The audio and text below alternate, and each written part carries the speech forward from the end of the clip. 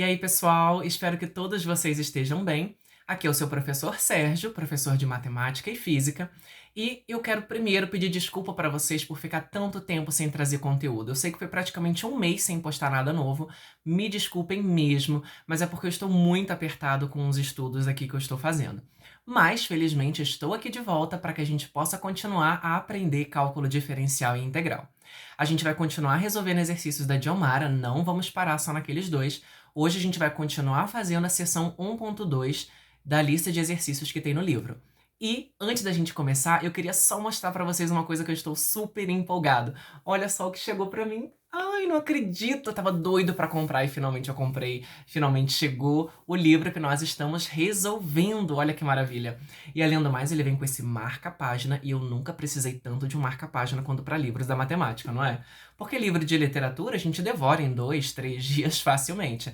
Ou até um pouquinho mais, dependendo do tamanho do livro. E a gente, sim, precisa marcar as páginas. Mas quando se fala de estudar matemática, não é uma coisa que a gente vai de capa a capa tão rápido, né? A gente precisa ir marcando. Na verdade, eu encho de post-its os meus livros, porque são várias coisas que eu não vou entendendo ao longo do caminho, então vou marcando as minhas dúvidas para ir pesquisando depois. E um marca-página achei uma fofura que tenha vindo junto. Bom, nos exercícios anteriores nós tínhamos curvas parametrizadas, certo? E que a gente achava as equações cartesianas ou representava elas através de gráficos no plano, seja no bidimensional ou tridimensional. O exercício de hoje ele é um pouquinho diferente. É o exercício 3, dando continuidade à nossa lista de exercícios, que na verdade é um pouco diferente do que nós fizemos anteriormente. Agora nós temos as curvas representadas na forma cartesiana, ou seja, com as dependências das coordenadas x e y, ou x, y e z, se for no R3, e nós temos que parametrizá-las. Esse é um tipo de atividade muito importante que vocês vão precisar bastante quando for desenvolver o cálculo de integração. Ok? Então, sem mais delongas, aproveitando meu livrinho novo, vamos nessa para a gente poder resolver mais uma questão. E aí, vamos lá? Prontas para tomar café comigo? Vamos nessa!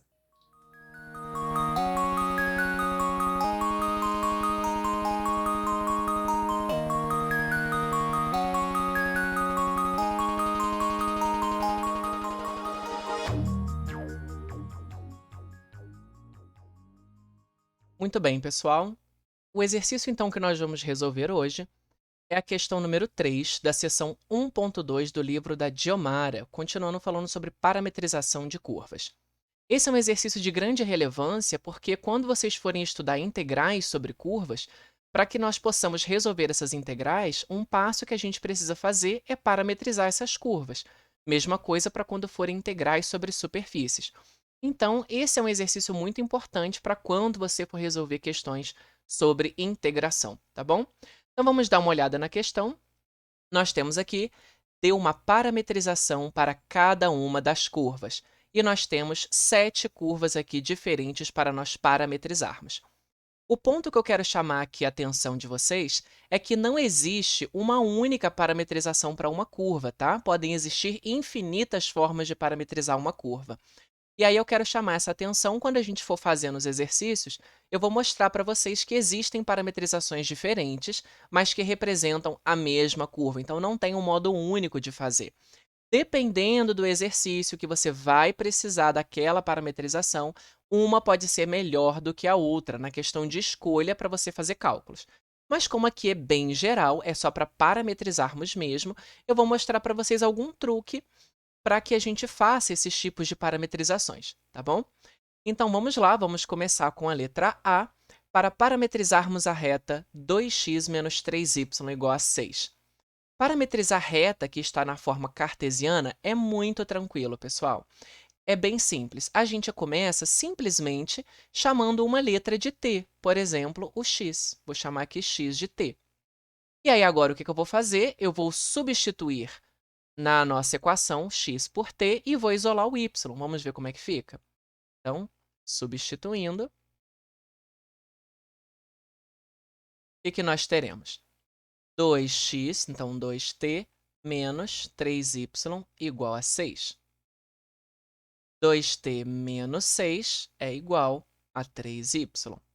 Agora, dividimos todo mundo por 3, já vou ficar com 2t sobre 3 menos 2 igual a y. Então, observa, a coordenada x está parametrizada em função de t e a coordenada y também. Maravilha! Então, agora nós temos a nossa parametrização.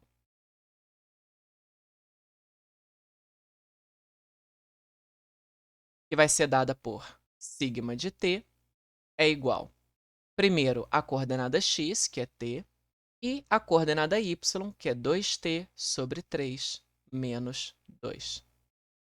Como é uma reta, não é um segmento nem uma semi-reta, o nosso parâmetro t ele pode viajar livremente por todos os reais. Então, aqui, t pertence aos reais. Maravilha? E aí, como eu comentei com vocês, não existe uma única parametrização para reta. Por exemplo, eu não quero que fique aparecendo fração aqui. Será que teria como eu parametrizar de um jeito que não ficasse 2/3 de t? Tem sim, a gente pode fazer de outras formas. Vou mostrar para vocês uma outra maneira, então, uma outra parametrização, tá? Vou colocar aqui outro jeito. Bom, então nós temos a nossa reta 2x menos 3y igual a 6. Como a gente vai isolar o y, usando essa mesma ideia, eu vou dividir todo mundo por 3, né? Então, eu gostaria que aonde aparece 2x fosse divisível por 3, para quando eu for colocar o y em evidência, eu poder dividir por 3 e não ficar aquela fração. Então, por exemplo, eu posso chamar x de 3t. Eu posso parametrizar ele dessa forma, sem nenhum problema. E aí, agora vamos substituir. Onde está x, eu vou substituir por 3t. Então, vai ficar 2 vezes 3t menos 3 vezes y igual a 6. 2 vezes 3t é 6t. Vem o 6 para cá subtraindo e o 3y vai para lá, positivo. Divide todo mundo por 3, 2t menos 2 igual a y. Então, observa que da mesma forma eu consegui deixar cada coordenada em função do meu parâmetro t. Então, novamente, nós temos agora a parametrização dessa reta, que será sigma de t igual, o x é 3t e o y, 2t menos 2, com t aqui pertencente aos reais, porque, de novo, é uma reta, o parâmetro t vai viajar livremente por todos os reais. Então, nós temos duas parametrizações diferentes para representar a mesma reta. E observa que você pode chamar o x de várias coisas, 6t, 9t, 5t, tá bom? Isso não vai fazer diferença, isso dará infinitas parametrizações diferentes. Então, só para chamar a atenção de vocês que não existe uma única parametrização. Eu gosto de fazer aquela primeira, que é mais direta. Eu chamo x de t e isolo a outra letra. Maravilha! Observa que eu não vou ter muita coisa com que me preocupar e é uma receitinha de bolo, vai funcionar sempre, tá bom? Vamos para a próxima, letra B, parametrizarmos a parábola x² igual a 4ay. Observa que o exercício não fala nada, mas a gente pode subentender que o a aqui ele é diferente de zero. Por quê? Porque se o a fosse zero, o que nós teríamos? Na verdade, ia ter x² igual a zero, ou seja, x igual a zero. X igual a zero nada mais é do que o eixo y, tá? É aquela reta exatamente representada pelo eixo y, o que não é uma parábola. Então, por isso que o a aqui é diferente de zero, já está subentendido, ok? E aí, o truque é o mesmo. Eu vou chamar x de t e substituir, tá?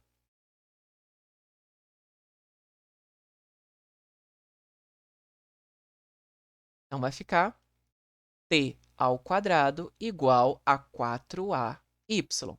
Como a gente já tem a segurança que o a é diferente de zero, eu posso dividir todo mundo por 4a. E aí, eu ficarei com t² sobre 4a igual a y. Então, de novo, eu consegui isolar cada coordenada em função do meu parâmetro t. Quem que vai ser a minha parametrização?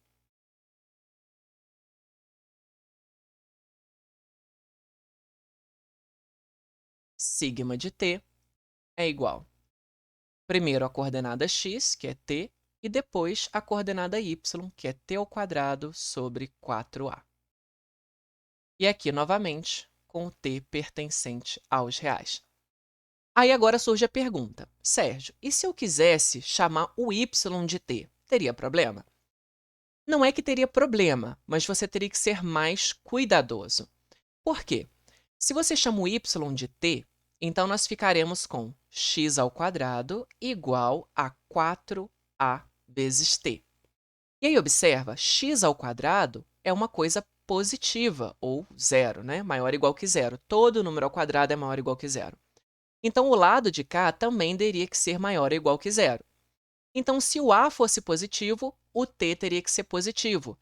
Se o a fosse negativo, o t teria que ser negativo. Então, a gente ia ter que fazer uma divisão, olhando se ele fosse, dependendo do a, né? Se o a fosse positivo ou se o a fosse negativo.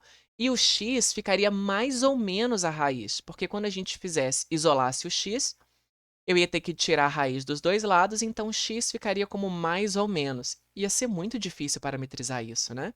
Porque eu teria que fazer dois pedaços de parametrização. O primeiro para quando x fosse positivo e o segundo para quando x fosse negativo.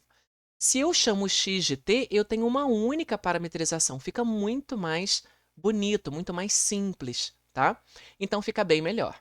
A ideia que eu dou para vocês é o seguinte: quando for parametrizar uma curva em que aparece uma letra que está elevada a um expoente e outra que não está, então pega aquela que está elevada ao expoente e chama ela de t. Isso vai facilitar bastante, porque aí como a outra não depende de expoente, você não vai ter que trabalhar com raiz, não vai ter que ter controle sobre o t, é muito mais tranquilo, tá bom? Vamos parametrizar a circunferência x menos a ao quadrado mais y menos b ao quadrado igual a raio ao quadrado. Nós já conversamos sobre circunferências nos exercícios anteriores, e eu quero chamar a atenção também para um detalhe, que nós podemos observar que o r aqui, que representa o raio da circunferência, ele é diferente de zero. Porque se o raio fosse zero, isso significa que, na verdade, essa circunferência é só o centro dela, né? Porque não tem raio, então só tem o ponto do centro, o que não teria graça, por assim dizer. Então, a gente pode assumir, está implícito novamente, que o raio é diferente de zero. E aí, o que eu vou fazer com isso? Para motivar a minha parametrização aqui, eu vou dividir todo mundo por r ao quadrado. Então, nós vamos ficar com x menos a ao quadrado sobre r ao quadrado mais y menos b ao quadrado sobre r ao quadrado igual a 1. Maravilha! Agora, nós vamos usar um truque matemático, uma propriedade. Quando você tem uma fração em que o numerador e o denominador estão elevados ao mesmo expoente, então significa que nós podemos reescrever como a fração inteira elevado a esse expoente. E agora vai ficar bem melhor para entender a escolha que eu vou fazer agora para parametrização. Primeiro, por que aquele truque que eu usei na letra A e na letra B não funciona muito bem aqui? Se eu chamo ou o x ou o y de t, nós iríamos ter aquele mesmo problema que eu comentei na letra B. Quando você fosse isolar outra letra, por exemplo, se eu chamo aqui o x de t, aí eu ia passar para o outro lado, e para isolar o y, eu deveria tirar a raiz quadrada. Então, eu vou ficar com mais ou menos a raiz. Olha que problemão, ia ficar muito difícil, ia ter que quebrar em duas parametrizações, para quando o y é positivo, para quando o y é negativo, ia dar uma trabalheira. E a gente quer simplificar a nossa vida ao máximo. Então, a gente tem que buscar uma alternativa. Como as duas estão elevadas ao quadrado, não dá para a gente também usar aquela dica que eu falei da letra B. Então, aqui, o truque que nós vamos buscar são relações trigonométricas. Observa que eu tenho um termo ao quadrado mais outro termo ao quadrado igual a 1. E aí, lá na trigonometria, nós temos relações trigonométricas muito boas. Inclusive, uma delas, muito famosa, é que cosseno ao quadrado mais seno ao quadrado igual a 1. Então, se eu chamo o primeiro termo de cosseno e o segundo termo de seno, eu vou ter a relação trigonométrica que eu sei que é sempre válida. Então, essa será a nossa parametrização. Eu vou chamar x menos a sobre r de cosseno t e y menos b sobre r de seno t. Maravilha, porque agora, quando a gente substituir aqui, ó, ficará cosseno ao quadrado mais seno ao quadrado, que nós sabemos que é igual a 1. Então, fica satisfeito a nossa equação. Tá? Mas lembrando, nosso objetivo é isolar as coordenadas. Então, O R aqui que está dividindo, eu mando para lá multiplicando o cosseno, e o A que está subtraindo vai para lá somando. Então, x aqui é igual a A mais R cosseno t. Mesma coisa para o R vai multiplicando o seno e o B vai somando. Então, y é igual a B mais R seno t. Nós estamos falando de uma circunferência. Aqui eu não vou entrar em detalhes sobre os cuidados que nós devemos ter com o centro e o raio, porque está num conceito muito geral. Dependendo do A e o B, que são as coordenadas do centro dessa circunferência, e dependendo do tamanho do raio, pode ter uma certa alteração no nosso ângulo. Porque aqui A e B significa que a nossa circunferência está um pouco deslocada. Então, deixa eu só dar uma ideia para vocês do que seria isso. Por exemplo, dependendo das coordenadas A e B, e dependendo do tamanho do raio, pode ser que eu tenha uma circunferência só aqui, ó. Ela está toda nesse pedaço, só no primeiro e no quarto quadrante. Ou, se o raio for grande o suficiente, isso significa que ela poderia pegar um pedacinho de todos os quadrantes. Por que isso faz diferença? Porque como nós estamos parametrizando em função de ângulos, já que estamos usando funções trigonométricas, então, quando a gente fosse olhar para o ângulo, lembrando que o ângulo é como se fosse uma reta aqui, saindo do eixo x, tá? Esse aqui seria o nosso ângulo. Nesse primeiro desenho, ele só vai pegar o primeiro e o quarto quadrante, então de menos 90 a 90 graus. Agora, no segundo desenho, ele daria a volta completa para poder percorrer todo o meu desenho, o que significa 360 graus. Então, dependendo do centro e do raio, nós temos que fazer essa análise. É preciso olhar o desenho num gráfico para você ter o controle sobre o seu parâmetro angular. Como aqui a gente não tem como garantir se o raio é grande o suficiente ou não, nós vamos assumir que sim, tá? É porque está livre aqui, está bem geral. Então, vamos imaginar que é uma circunferência que ela vai pegar todos os quadrantes. Então, nesse caso, o nosso parâmetro angular vai viajar por todos esses quadrantes. Então, o nosso ângulo aqui... desculpa, deixa eu colocar de vermelho, de volta. Então, o nosso ângulo aqui, ele vai de 0 a 2π, né, que representa 360 graus. Nas parametrizações, a gente sempre usa ângulos em radianos, tá? Então, como vai ficar a nossa parametrização? Vamos escrevê-la aqui. Sigma de t é igual. Primeira coordenada x, que é A mais R cosseno t, e a nossa coordenada y, que é B mais R seno t. Com o nosso t pertencente ao intervalo fechado de 0 a 2π. Ok? Sérgio, mas se cosseno ao quadrado mais seno ao quadrado dá 1, então não faria diferença se eu chamasse o x menos a sobre r de seno e o y de cosseno? Matematicamente, no sentido de equação, não faria diferença, porque ia satisfazer a nossa equação da circunferência do mesmo jeito. Então, você poderia trocar ali um de seno e o outro de cosseno. Isso só modifica numa coisa chamada orientação da curva, ou seja, a forma como você anda sobre ela. Quando você coloca a coordenada x como sendo cosseno, isso significa que você está andando no sentido anti-horário. Quando você troca, coloca que o x é o seno, então, na verdade, você está andando no sentido horário. Isso vai fazer mais relevância quando a gente estiver falando de integrais sobre curvas, que depende ali do sentido, tá? Por enquanto, não. Então, você poderia aqui usar livremente seno, cosseno ou cosseno e seno.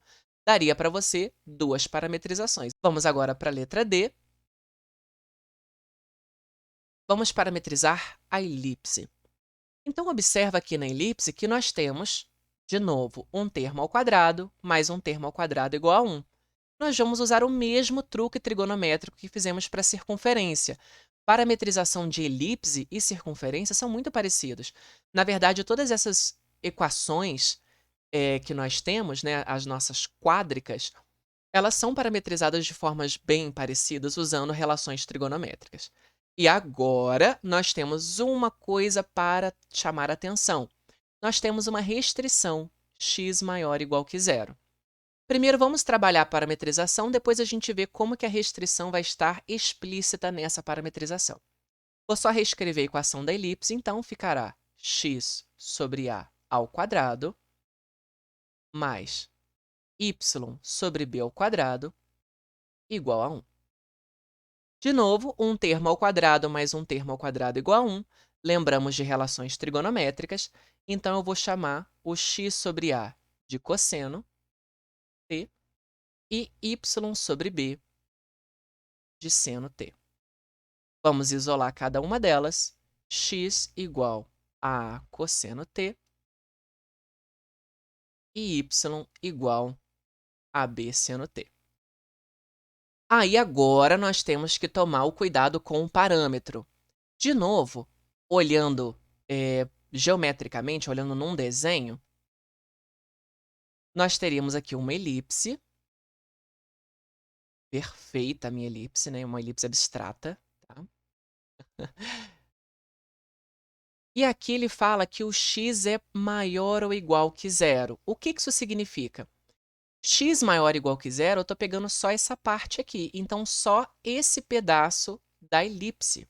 Só o primeiro e o quarto quadrantes. Como nós estamos parametrizando em funções trigonométricas, então o nosso parâmetro é angular, e aqui o x é a cosseno t. O cosseno t, no primeiro e no quarto quadrante, está definido de 0 a 90 graus, que é π sobre 2, e de 270 a 370 graus. Observa que eu posso escrever de 0 a 90, união com 270 a 360. Posso fazer isso? Posso. Mas fica bem mais bonito, ao invés de quebrarmos em dois intervalos, usar um único intervalo. E de que maneira a gente pode pegar o quarto e o primeiro quadrante de uma vez só? Ao invés de eu usar 270, imaginando dando uma volta toda, eu posso pensar aqui em menos 90 graus. Né? Então, ele vem de menos 90 até 90, pegando, então, o quarto e o primeiro quadrantes. Assim, eu escrevo um único intervalo. Fica bem mais bonitinho. Então, de menos π sobre 2 até π sobre 2. Ok? Escrevendo a parametrização, nós temos sigma de t é igual. Primeira coordenada x, a cosseno t, e a coordenada y, b seno t. Com o nosso parâmetro t, pertencente ao intervalo fechado de menos π sobre 2 a π sobre 2. Tranquilo? De novo, vocês também poderiam chamar x sobre a de seno e y sobre b de cosseno. Funcionaria do mesmo jeito, dando para nós uma outra parametrização, que só faria diferença no sentido que você anda sobre a curva. Ok? Maravilha! Vamos para a próxima, letra E. Agora nós temos o ramo da hipérbole. Vamos ver de que maneira essa restrição, x maior ou igual que a, vai interferir no nosso parâmetro. De novo, nós temos uma quádrica, então nos remete a usar trigonometria. Vamos de novo para aquela propriedade. Eu posso escrever como a fração inteira elevado a esse expoente. Maravilha! Só que agora, observa que eu não posso usar seno e cosseno, porque agora é uma diferença de quadrados, né? A circunferência e a elipse eram soma, então dava para usar seno e cosseno. Mas existe outra relação trigonométrica que trabalha com diferença, que é secante e tangente. Secante ao quadrado menos tangente ao quadrado é igual a 1. Então, aqui, x sobre a vai ser secante de t e y sobre b vai ser tangente de t. Porque quando você substituir, vai ficar secante ao quadrado menos tangente ao quadrado, que é igual a 1. É uma relação trigonométrica válida. Vamos isolar novamente as coordenadas. X igual a vezes a secante de t e y é igual a b vezes a tangente de t. Maravilha! Aí agora, e essa restrição? X maior ou igual que a, será que vai dar algum problema? Vamos analisar. Agora eu vou fazer uma análise não gráfica, mas não olhando o desenho, mas sim matemática. Então, vou pegar aqui, ó, eu quero que x seja maior ou igual que a. Mas quem é o meu x parametrizado? É a secante de t. Isso tem que ser maior ou igual que a. Admitindo aqui que a seja positivo, vamos dividir por a dos dois lados, então secante de t tem que ser maior ou igual que 1. Maravilha, porque o gráfico da secante de t ela é maior ou igual que 1 para todo t no domínio da secante. Então, para qualquer valor de t no domínio da secante, a minha restrição está satisfeita. Então, não preciso me preocupar com uma restrição muito trabalhosa ou detalhista. Aqui, na verdade, essa minha parametrização ela satisfaz essa restrição. Então, o que você precisa saber, o seu conhecimento anterior, é saber o domínio da secante. A secante ela está definida para um intervalo entre menos π sobre 2 e π sobre 2, sem pegar os extremos. Por quê? Porque secante é 1 sobre cosseno, e o cosseno se anula no 90 graus e no menos 90 graus. Então, a secante não está definida aonde o cosseno se anula. Por isso que a gente não pega os extremos, tá? Inclusive, o gráfico da secante, se você dá uma olhadinha aí no Google, vou fazer aqui bem ruim, tá? Vocês me desculpem. Mas ele é mais ou menos assim, ó, gordinho aqui e vai crescendo indefinidamente. E aí nós temos as chamadas assíntotas aqui no menos π sobre 2 e aqui no π sobre 2. Isso, o que é assíntota, né? Significa que quando o x ele vai chegando perto desse ponto, a secante explode, ela vai para infinito. Mesma coisa quando o x estiver chegando perto do menos 90, ela explode e vai para infinito, tá bom? Então, nós temos aí o gráfico da secante, bonitinho, dá para a gente utilizar dentro desse intervalo. Então, agora, como é que fica a nossa parametrização? Sigma de t é igual. Primeiro, a entrada x, a secante de t, e a entrada y, b tangente de t. Com o nosso t pertencente ao intervalo aberto, menos π sobre 2 a π sobre 2. Maravilha? E agora eu quero chamar atenção para um detalhe importante. Circunferência e elipse, nós vimos que eu poderia trocar seno e cosseno, não daria problema. Aqui eu já não posso. Por quê? Se eu chamo x sobre a de tangente e y sobre b de secante, eu teria tangente ao quadrado menos secante ao quadrado. Isso dá menos 1 e não 1. Então, não ficaria satisfeito. Não dá para a gente trocar aqui. Então, muito cuidado. Mas existe uma outra parametrização que eu acho que vale a pena nós comentarmos aqui, tá? Que é uma relação chamada relações trigonométricas hiperbólicas. Se vocês não conhecem, eu acho que vale muito a pena dar uma olhada, porque tem muitos exercícios, principalmente falando sobre derivada de funções, que gostam de utilizar as funções trigonométricas hiperbólicas. E elas têm diversas aplicações no cotidiano, tá? Então, acho que vale a pena. Então, vou colocar aqui um outro jeito de parametrizarmos. Nós temos o ramo da hipérbole. A relação trigonométrica hiperbólica é que cosseno hiperbólico ao quadrado menos o seno hiperbólico ao quadrado é 1. Então, essa é uma outra relação, mas de trigonometria hiperbólica. Então, eu vou chamar x sobre a de cosseno hiperbólico de t e y sobre b de seno hiperbólico de t. Isolando o x e o y, x é igual a cosseno hiperbólico de t e y é igual a b seno hiperbólico de t. Fazendo de novo aquela análise da restrição, que x tem que ser maior ou igual que a, nós vamos encontrar que o cosseno hiperbólico de t tem que ser maior ou igual que 1. Se você for lá olhar o gráfico do cosseno hiperbólico, ele é muito parecido com o gráfico da secante, só que com uma diferença bem interessante. Ele também começa que começa não, né? O menor valor dele é 1 e ele também é gordinho, como se fosse uma parábola assim. Só que nós não temos limitação no seu domínio, ele está definido para todos os reais, o cosseno hiperbólico. Então aqui o nosso parâmetro t, ele pode viajar livremente pelos reais. Olha a diferença de uma parametrização para outra e a importância de conhecer os domínios dessas suas funções paramétricas. Então, como que ficaria a parametrização usando trigonometria hiperbólica? Então, ficaria sigma de t é igual, primeira coordenada A, cosseno hiperbólico de t, e a coordenada y, B, seno hiperbólico de t. E aqui, com o t pertencente aos reais. Então, olha que diferença no intervalo da parametrização.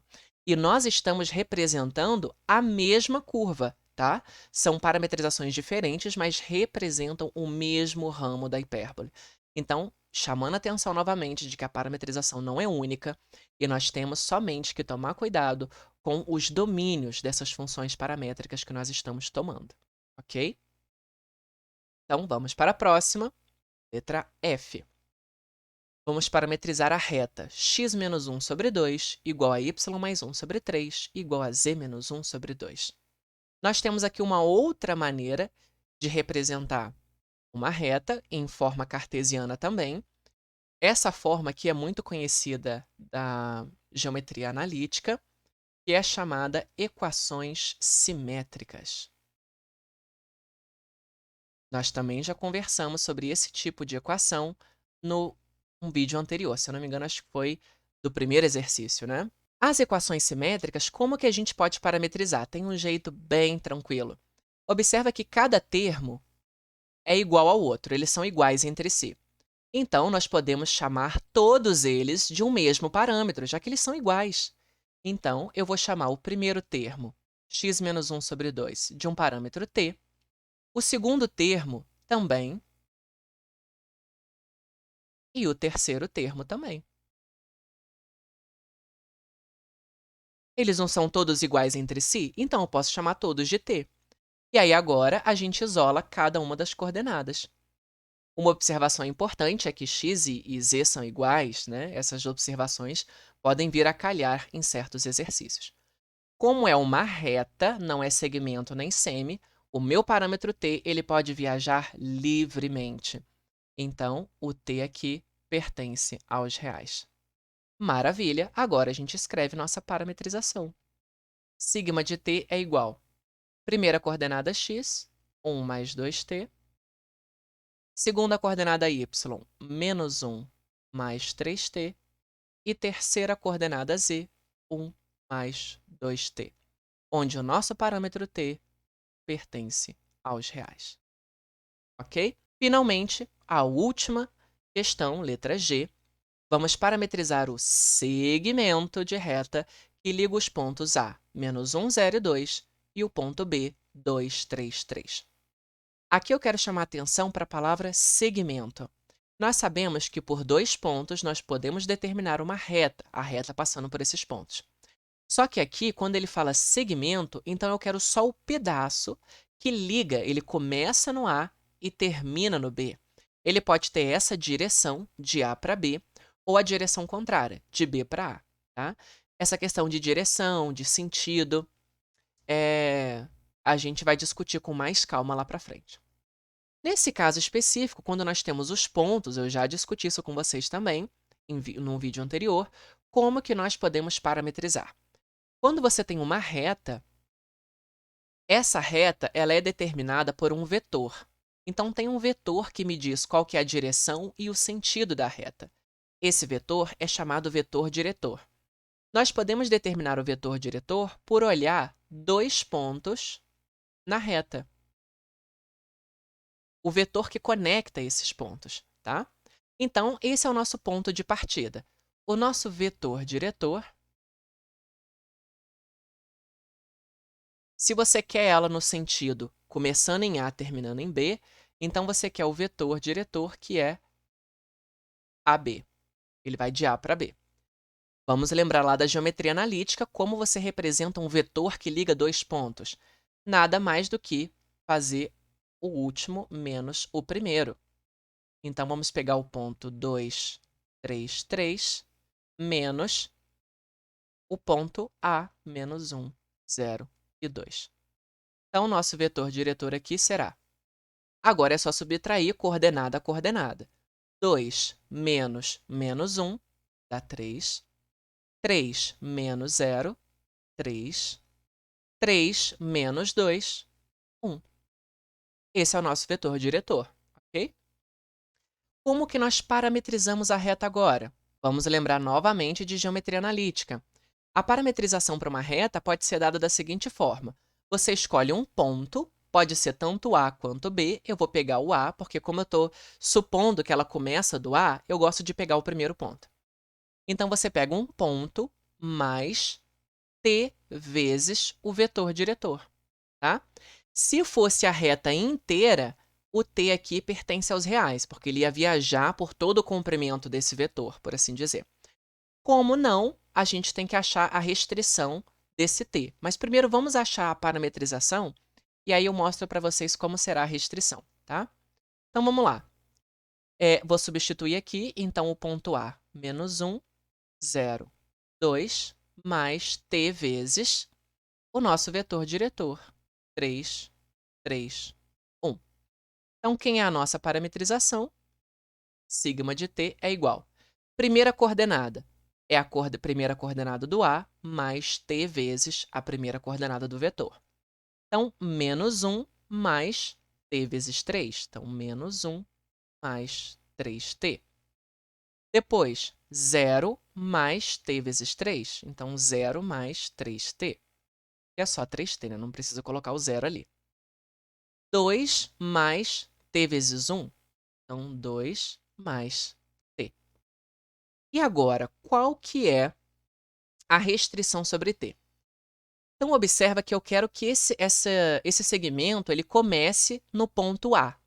Então, qual que é o primeiro valor de t para que essa parametrização dê o ponto A? O A não é um ponto menos 1, 0 e 2? Então, observa que se t for 0, na hora que você substituir aqui, o t por 0 dá exatamente o ponto menos 1, 0, 2, que é o ponto A. Maravilha! Agora, e para ter o ponto B? Para ter o ponto B, observa que se eu fizer t igual a 1, o que vai dar? Menos 1 mais 3 vezes 1, menos 1 mais 3 é 2. Ó, deu a primeira entrada do B. 3 vezes 1, 3, segunda entrada do B. 2 mais 1, 3, terceira entrada do B. Maravilha! Então, significa que o meu t tem que ir de 0 a 1. Então, t pertence ao intervalo fechado de 0 a 1. Ok? Espero que tenha ficado claro, espero que vocês tenham gostado da apresentação dessas resoluções. Se vocês tiverem ainda alguma dúvida, não deixe de colocar aqui nos comentários, que eu vou ter o maior prazer de esclarecer ou me mandar por e-mail. Comenta aqui se você achou interessante, se você gostou desse exercício, se você teve alguma dificuldade ou se você já conhecia essas técnicas que eu apresentei aqui, o que você acha de usar funções trigonométricas hiperbólicas? Já conhecia? Comenta aqui embaixo também. Se você gostou do conteúdo, da explicação, por favor, não deixa de dar o like no vídeo para que isso possa me motivar a trazer mais conteúdos como esse para ajudar vocês no desenvolvimento dessa habilidade na área de cálculo. Compartilha com seus amigos que estão precisando estudar um pouquinho sobre isso, para que a gente consiga compartilhar conhecimento com todos e se ajudar. Nós precisamos disso na área de exatas, não é mesmo? Aguardo vocês para o nosso próximo exercício, que vai ser magnífico. Nós vamos ter agora uma construção geométrica e que nós temos que parametrizar a curva que acontece quando ele desliza ao longo do desenho. É muito bonito e eu quero vocês comigo no nosso próximo vídeo. Um abraço, até lá!